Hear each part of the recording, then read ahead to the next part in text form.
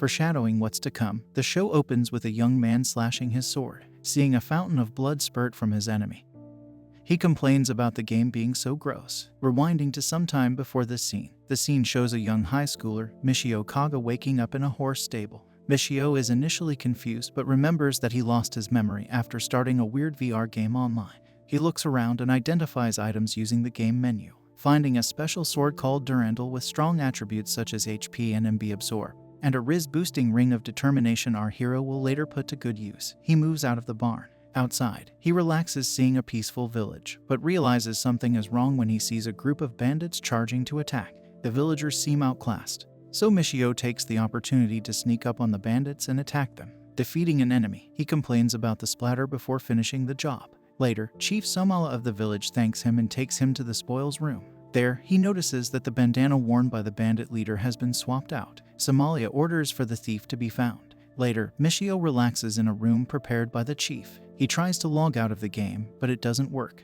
Thus, he panics, thinking about being stuck and how he is an inexistent person. However, Michio soon comes to terms with reality and accepts living in a different world. The next day, Somalia hands him the real bandana and presents the thief for him to punish. Michio, thinking he's being graceful and lenient, tells Somala to punish the man with village rules. It backfires, though, as the man is turned into a slave to be sold off and Michio realizes the chief was hoping for a lighter punishment.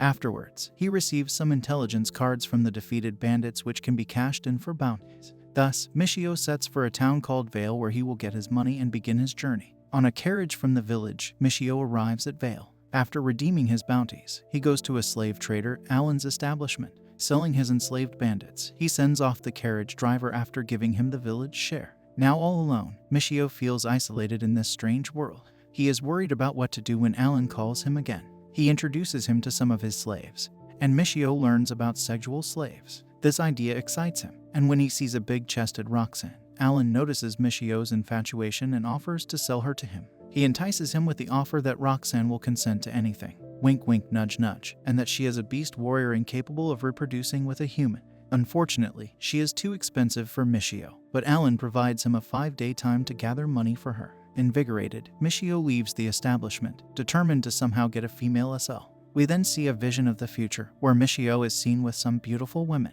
They follow him around, curious why he'd take them to a peaceful village when Alan goes to inspect a familiar old horse stable. Going outside, he sees a little boy farming in the land. The girls note how the boy has rare black hair, similar to Michio's. Michio approaches the kid and gives him a sword. He tells the kid to use it to protect his mother before leaving. After apologizing to Roxanne for giving away her first gift, Michio leaves with the girls after telling them he may know the boy's father. Back to the present, Michio recalls a chat with Alan. He learned that relying too much on defeating bandits would make him too suspicious, so he needed to visit the labyrinth to earn money as well. He later visits a weapons vendor to get a basic sword. He buys a simple sword to mask the precious Duraldan. Afterward, he enters the labyrinth near the town. He observes several parties entering the area before entering himself. Inside, he uses a spell called Dungeon Walk to shift through its walls. He finds some monsters and defeats them. Using a special skill called Overwhelming, Michio slows down a monster but immediately feels depressed and sluggish. After defeating it, he realizes casting the spells uses his MP, which weakens his will. Using Duraldan to steal MP and recover, he leaves the place. He takes his items to sell to a guild shop where he gets a small amount of money. Realizing he won't make nearly enough money to buy Roxanne in time, Michio feels depressed but can only continue. The next day, he re-enters the labyrinth. After defeating some monsters, Michio trips a brick in the wall and enters a secret room. He thinks it might be a hidden treasure, but soon realizes it is a trap room filled with monsters. He barely scrapes out a win using his overwhelming ability and overpowered sword. Relieved to have survived, Michio leaves the dungeon. On his way back to the inn, he sees a commotion around a bandit's corpse. Apparently, it was a bandit belonging to the gang that attacked his starting village, killed in a power struggle. Seeing the bandit's missing intelligence card, Michio remembers something very important: bounties. He decides that it's the fastest way to get his girl, Roxanne. The next day, Michio tries to look for bandits in the town but finds nothing. Thinking they must be in hiding, he goes to the slums of the town. Over there, he still doesn't find any bandits and returns to the inn. Later at night, he visits other shady areas of the town and stumbles upon a red light district. The young man is inevitably distracted by all the charms but manages to find a bandit out for play. He follows him to a secret area where he finds other bandits. Later, Michio learns from his inn owner that recently, one of the leaders of the gang had gotten kicked out and defeated. He plops onto the bed, impatiently fantasizing about getting his hands on Roxanne.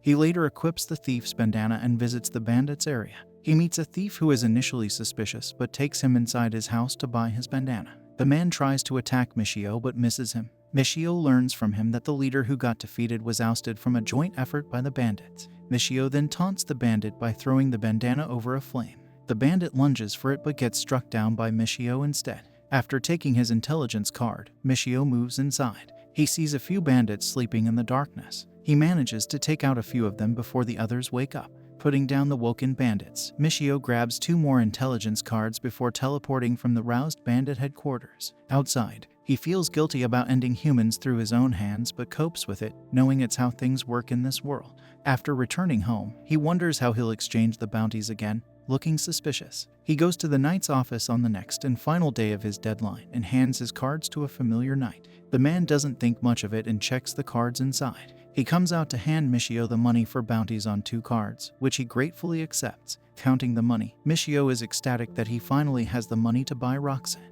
He goes to visit Alan's establishment where he makes the purchase. Alan brings in Roxanne, who apologizes to Michio for doubting him once. He is unsurprised and happily accepts her as his slave. Michio talks to an inn owner to get a big room for him and Roxanne. The owner sneakily slides in a double bed as the two reach their place. Michio sits down with Roxanne and becomes infatuated with her animal ears. After indulging himself, he realizes they're on a single bed, and Roxanne reminds him that this is what he booked. Inwardly thanking the innkeeper, Michio notices Roxanne is barefoot and gives her his sandals. She thanks him for the gift before trying to leave, but Michio romantically catches her. Later, they go out to buy some equipment and clothes for Roxanne. Michio learns that Roxanne is very picky about everything she buys. After they buy some equipment, clothes, and underwear for Roxanne, the two return home. Michio makes her sit with him, even though Roxanne reveals that slaves are made to sit on the floor. The girl feels shy being so close to him and gets up to clean his equipment to change the topic. As Roxanne takes off her old underwear to use as a rag, Michio tries to sneak in a peek. Later at night, he gets a warm tub ordered and gets ready for a bath with Roxanne. In an intimate atmosphere, Roxanne scrubs Michio's body. Finally, it is his turn to wash her. As Michio sees Roxanne's beautiful body, one thing leads to another and the two of them spend a blissful first night together. The next morning, Michio wakes up relaxed. Roxanne kisses him, and he remembers his orders for her to kiss him before he sleeps and after he wakes up. Despite wanting to have fun, Michio knows he needs to head to the labyrinth in the day. While dressing up, Michio asks Roxanne about equipping skills for his weapons. He learns that it requires skill slots on the weapons as well as skill crystals that are hard to combine. Apparently, blacksmiths are con artists who fake their failures to scam customers. Thus, people usually only get skill combinations through trusted blacksmith friends. From this, Michio decides to get a dwarf for his party later. After noticing Roxanne's leather armor is a bit too revealing, Michio heads out to the labyrinth with her. After Michio notices that leather armor is very revealing for women, he heads out with Roxanne. She gets shocked when he uses the rare teleport skill to take her directly to the labyrinth. In the dungeon, Roxanne uses her incredible sense of smell to sniff out enemies for Michio. In the dungeon, Michio finds an item called a magic crystal which absorbs power from defeated monsters and can be sold for a good price. The two of them later return home after some leveling up. Roxanne thanks Michio for using her powers instead of leaving her on the sidelines like her other parties used to do to her. After learning that Michio is from a faraway world, Roxanne asks him if he'll ever go back to his hometown. He denies it before comforting her by saying he'll always value her and keep her as his slave. After Michio buys some empty magic crystals from the guild, the two of them head back into the labyrinth where Michio learns about bosses. Continuing to defeat mobs, Michio gathers enough energy in his magic crystal to turn it purple, much to Roxanne's amazement. He then asks her what class can learn healing spells, and upon learning a monk can use heal, Michio gets set on defeating a mob barehanded. Michio has to experiment to defeat a beast barehanded and comes close to losing. After Roxanne finishes one of the beasts off, she gains the monk job. She helps Michio defeat a beast as well, shocking him with her excellent hand-to-hand combat and dodging prowess. After defeating the beasts and gaining a healing skill, the two of them return home. They relax together in a romantic moment before losing themselves to passion. The next day, they head for the labyrinth yet again. Roxanne tells Michio they're in the waiting room for a boss before they head inside. Roxanne tells him that if there are other adventurers inside, they'll have to wait their turn. She gets pumped, excited to fight.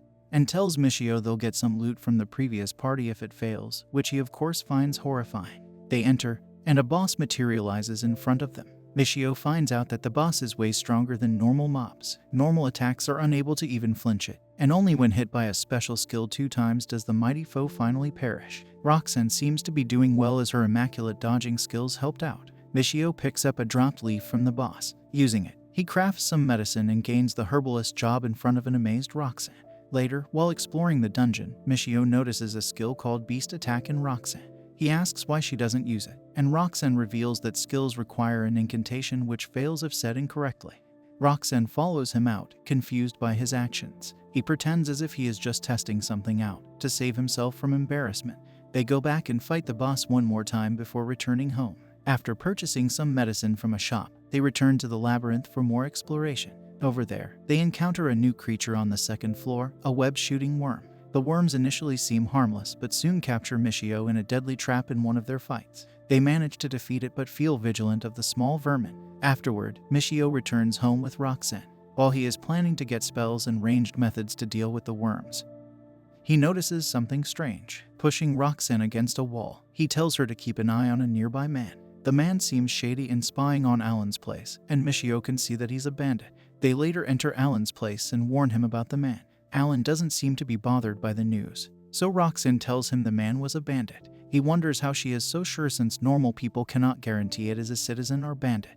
Michio simply tells him that he is used to dealing with bandits around the area and could spot him through his strange behavior. Alan then tells them that 2 men came to buy a slave from him, the same man who stole Michio's bandana. Since those men bought him, they ordered the slave to be allowed to leave Alan's mansion before they picked him up. Michio realizes that they might use this opportunity to invade, and Alan sets up his guard. Michio gets up to leave after having warned him, but Roxanne wishes to help Alan out. She reveals that one of the women at the place was very kind and caring for her, and she didn't wish to see her get hurt. Thus, Michio goes back to Alan and offers to work as a bodyguard for him. Alan accepts. The next day, Michio and Roxanne leave for Alan's mansion. Alan leaves the 2 in a safe area with the hiding servants. He tells him his guards will handle the front line. Roxanne and Michio go into hiding in the dark and notice a few bandits coming in.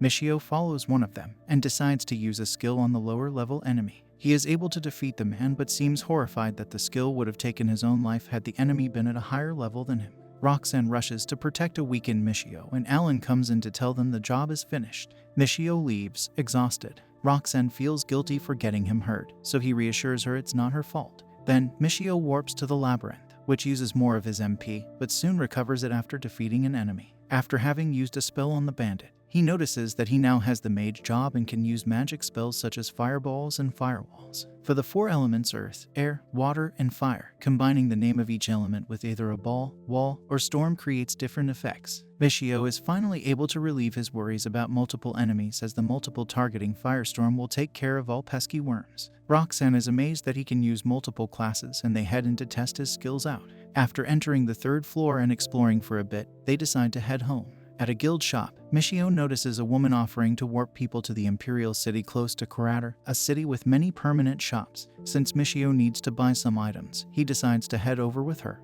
Roxanne lets Michio go ahead and enter Kurator without her to reduce the transportation fee. Michio warps to the Imperial City, where he notices the bustling area. He asks his guide if she can take him to Kurator and she nods. After having a passionate night together, Michio and Roxanne head to Kurator the next day. Michio decides to explore the Kurator labyrinth and notices people lined up to pay an exploration fee for it. Roxanne reminds him that they can just avoid it using his warp after entering once. While walking in Kurator, Michio notices that it is a lively place. He wonders if they can get a real house there. Roxanne tells him that renting a place is indeed possible within the city and Michio entrusts her to help him get a good place. Later, Michio enters a weapons shop to select a staff.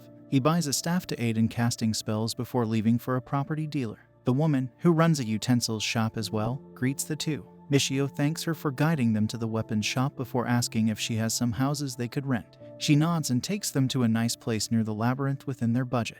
The house also has magic walls that keep out prying adventurers. Michio notices it is nice, but Roxanne points out that the yard is unkempt. The woman gets embarrassed but tells them it is still in good condition and useful for gardening. Then, after haggling some more, they decide to rent the place. Afterward, he goes out to buy some utensils and furniture with Roxanne. Later, they enter the town labyrinth and explore it before returning to their inn in Vale. Michio gets nostalgic and spends his final night at the place with Roxanne. The next day, the two of them go back to Kurator. Michio lets Roxanne clean the house as he leaves to visit the labyrinth.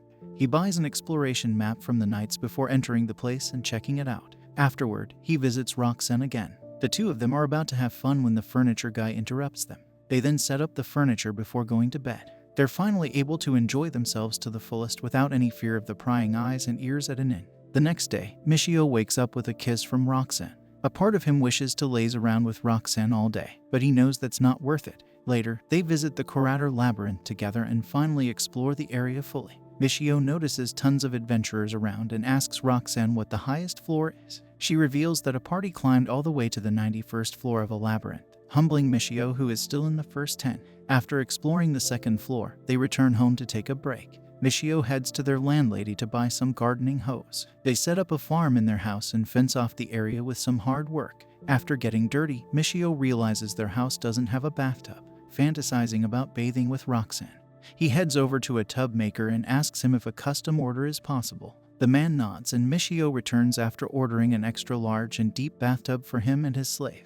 The two of them visit the labyrinth again and acquire some rabbit meat. They return home to enjoy a nice meat stew before going back again. Michio reaches the boss floor with Roxanne and fights the angry sheep with her. He notices how eager, focused, and confident Roxanne is while fighting and inwardly appreciates what she does for him. Suddenly, while fighting, the sheep charges an incantation which weakens Michio. He focuses again and sees Roxanne in front of him, defending him. Michio then gets up and fights with her and finally defeats the strong boss. He learns that a spell from the sheep had actually knocked him unconscious for a while, becoming another headache for him to deal with. After appreciating Roxanne for helping him out, Michio returns home with her. In the evening, his bathtub finally arrives. Roxanne, who is unfamiliar with such luxury, asks what it is. Michio tells her about it, and after painstakingly using his MP for water and firewalls, he fills the giant tub with hot water. The two of them get in as Michio creates a soap using his abilities. After getting comfortable with Roxanne, he gets to fulfill one of his exciting fantasies. One day, Roxanne and Michio encounter a rabbit in the labyrinth. Michio, treating it like any other monster, takes the rabbit out. The rabbits are incredibly slow and drop tender meat. Deeper into the floor, they encounter the boss, a rapid rabbit. This creature is very fast, but its movements are still under the cool Roxanne's control. With her help, Michio defeats the boss and takes home its flesh as a reward. They head back and eat delicious rabbit stew for lunch before going back to the dungeon. Once they arrive at the waiting area, they notice a few adventurers waiting to fight the boss. One of them talks to Michio and tells him that he has been saving up money for a party member for a while, and now it feels like it is finally his time to shine. He smiles before entering. After he is done, Michio and Roxanne enter the boss's room, where they see some dropped equipment. Michio learns that it's from the previous adventurer, who must have lost his life to the boss. They challenge the boss and defeat him easily. Roxanne thinks that the adventurer's equipment is good luck, but Michio thinks about something else. Later at home, thinking about the friendly young man, Michio feels some fear and sadness about how easy it is to lose one's life. Roxanne wakes up and notices his sadness. She hugs and comforts him, telling him she'll always be there for him. With her support, Michio wakes up rejuvenated the next morning and is determined to keep continuing despite the dangers he faces in life.